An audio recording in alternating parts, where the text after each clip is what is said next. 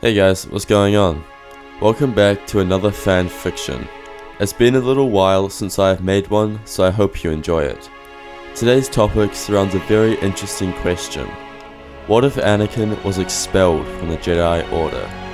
Now that is quite vague, so today's story is going to start at the end of Attack of the Clones when Padme falls out of the Republic gunship. Okay, let's begin. Padme loses her step as she falls from the LAAT gunship. Her back hits the sandy floor as she is knocked unconscious. Anakin motions to leap out the side after her, against Obi-Wan's wishes. Anakin, you will be expelled from the Jedi Order. Anakin stands there contemplating his options. What should he do? He thought to himself. He has been dreaming of Padme for over a decade. He loves her. And she just confessed her love for him too. But the Jedi is his life. They practically raised him. Thoughts raced through Anakin's mind. Through one sharp move, not considering the consequences, he takes another step, falling to the dusty sands below, heading to see if Padme was alright. There was nothing Obi-Wan could do now. He set his eyes for the structure appearing larger by the second. Dooku was inside. As their LAAT gunship landed, Obi-Wan raced inside. It's over, Dooku. Surrender now and the Jedi will sort this out. Back down, Kenobi. My powers are far greater than yours. He raised his fingers as he blasts lightning at Obi-Wan, which he swiftly blocks with his humming lightsaber. So be it, Obi-Wan. Qui-Gon would be disappointed. He ignites his Sith lightsaber and attacks Obi-Wan. Count Dooku was the aggressor. Adhering to his dark side ways, he swung for Obi-Wan, trying to end him. As their blades lock, Dooku senses a weakness in Obi-Wan's defense as he motions the crimson blade through his chest, killing him the way his old master Qui-Gon died so many years earlier. Such a pity that you didn't listen. My master would have had great uses for you. The dark side. Sense it, I do. Lost the way you have, my old Padawan. Dooku turns to see Yoda standing before him, the 900-year-old Grandmaster of the Jedi Order. Dooku's powers had grown strong, but were they any match for Yoda's Form 4 fighting style? Dooku didn't want to find out as he forced a large beam from the ceiling to race for Yoda's head to mask his escape. He headed to his shuttle as he ran past the incoming Anakin and Padme entering the large room. Dooku took off and flew away. Master! Anakin runs to his master. Tears flood the boy's face as he realizes the mistakes that he has made. Yoda looks in disappointment. He knows that Anakin has messed up terribly and violated the Jedi Code. Skywalker, the time it is not. Come, we must head back to Coruscant. As the scene changes to Coruscant, where Anakin stands before the Jedi Council, Yoda begins the discussion. Young Skywalker, you are here today on trial for violating the Jedi Code. What say of yourself, do you? Anakin couldn't muster the words. He blamed himself. He knew what his punishment should be. Anakin, for breaking the Jedi Code, you are hereby expelled from the Jedi Order, Mace Windu explains. Anakin lowers his head as he exits the Jedi Chamber's room. So Anakin's life has now been completely changed and he has to figure out what he wants. Him and Padme are allowed to be together now. Although it made her current position as senator become at risk, she was allowed to continue on because of all her prior work. Her and Anakin would leave Coruscant and move to Naboo, where they would get married and settle down.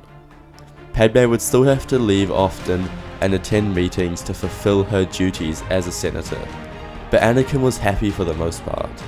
He mourned the loss of Obi-Wan and missed him very much, but for once in his life he felt a sense of freedom. First being enslaved by Watto on Tatooine to becoming trapped in the Jedi Order. Not once could he live his own life, until now he had the opportunity to be free. Palpatine was furious at the news of Anakin's expulsion. He had calculated almost everything in his grand plan but this. He didn't think the Jedi were stupid enough to expel the so-called Chosen One. He had to rethink things. The Clone Wars had just begun, so it would be so much harder to even get to see him. Pitiful fools, your stupidity would become your downfall, he thought to himself. He sat at his desk thinking things over.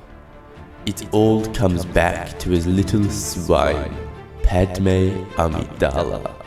He curled his fingers in excitement. Yes, I can use her against him. Spread lies into her mind about her husband, and from then onward, he will be mine. For over a year, his plan would take place. He began slowly, only mentioning his name to her. Palpatine would manipulate his words beyond belief, conjure lies and misfortunes of Anakin to Padme, but doing it in such a way that she would never confront Anakin about it. He once even congratulated her on the pregnancy, whilst employing a snarky remark of Anakin. After a while, Padme and Anakin began to fight. Fights would start small with yelling, but sometimes they would escalate further, causing Anakin's rage to boil, which frightened Padme, but she felt so safe around him as well. Padme didn't even realize it, but from months of constant demonizing from Palpatine of Anakin, she had turned on him. Her own husband, she believed the lies being spouted of him. Every day, every fight, Anakin's rage would grow. He didn't have the Jedi to keep him in check. He had no one. One evening, they were staying in Coruscant, where Padme had to attend a Senate gathering. Whilst Anakin stayed at home, Padme attended the event, to which Palpatine brought her aside. Once again, he mentioned Anakin, and once again, he caused trouble. He explained a story from Anakin's younger days in the Order, a story that Palpatine had fabricated and brought to life by himself. Padme left the event in a hurry, rushing home to confront Anakin to start yet another brawl. Palpatine smiled. He had been planning this for a long time. He had sent clone troopers to be stationed around the perimeter, waiting to send them in to further provoke Anakin.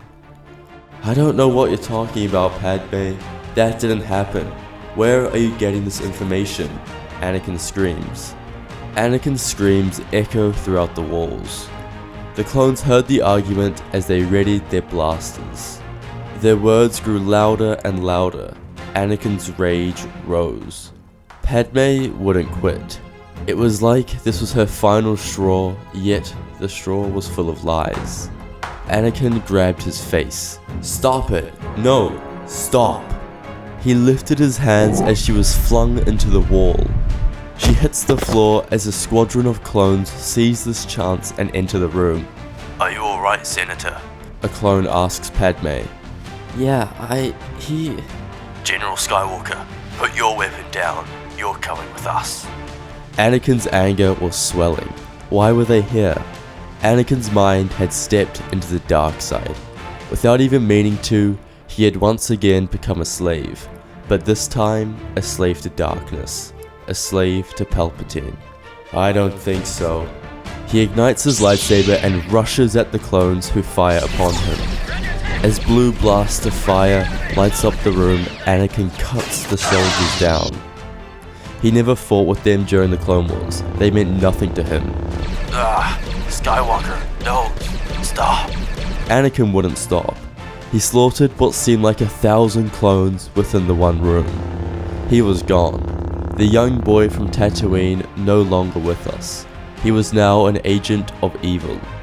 Palpatine sits upon his throne as he laughs, sensing the destruction happening within Anakin. Okay, so that's part 1. I hope you enjoyed it. I thought that despite Anakin being kicked out of the Jedi, he would still turn to the dark side, or at least enter the dark side. It is his destiny, but now he stands in their apartment with a terrified Padme in the corner and a rage-filled Anakin. But from here the story could go anywhere really. The Jedi could get involved, Count Dooku is still alive and currently Palpatine's apprentice. But I do think this all links back to Palpatine. He is playing with each little string, pulling it to make sure Anakin turns to the dark side. He is his prized possession after all. Or we could take it another way and say that Anakin turns back to the light. Maybe he sees the damage he dealt to Padme and wants to change. I'm not sure, but I want you guys to help me with part 2, so let me know what you would like to see in the comments below. Thank you all for watching, and may the Force be with you.